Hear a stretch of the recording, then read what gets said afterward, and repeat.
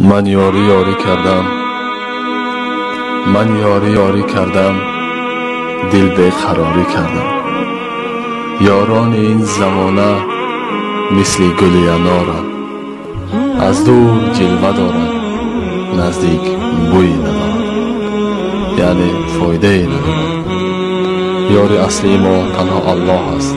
تنها با الله یاری کرد، تنها الله را یاد کرد، از الله ترس، با الله یاری کرد.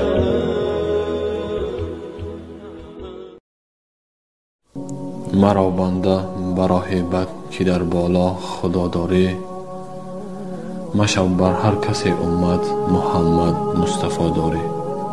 بکن شکرانه و هرگز نکن فکر خیانت را، بخوان 5 وقت نماز و بعد کن فکر قسمت را.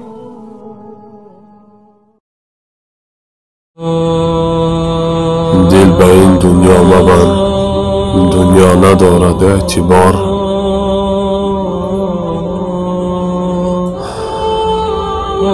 وقت یا برا پسر بر طاعت پروردگار.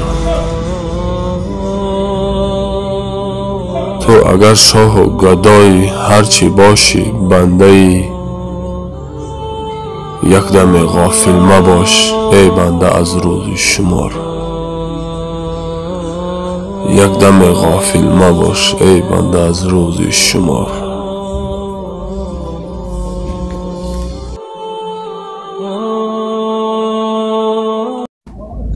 غافل منشین که ناگهانت ببرند، تو توبه بکن که بیگمانت ببرند. گفتی که به پیری رسم و توبه کنم، می ترسم از آن که نوجوانت ببرند.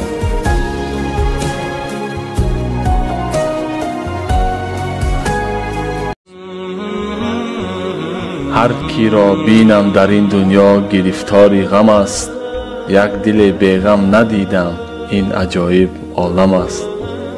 من نمیگویم مرا ای چرخ سرگردان مکن، من نمیگویم مرا ای چرخ سرگردان مکن.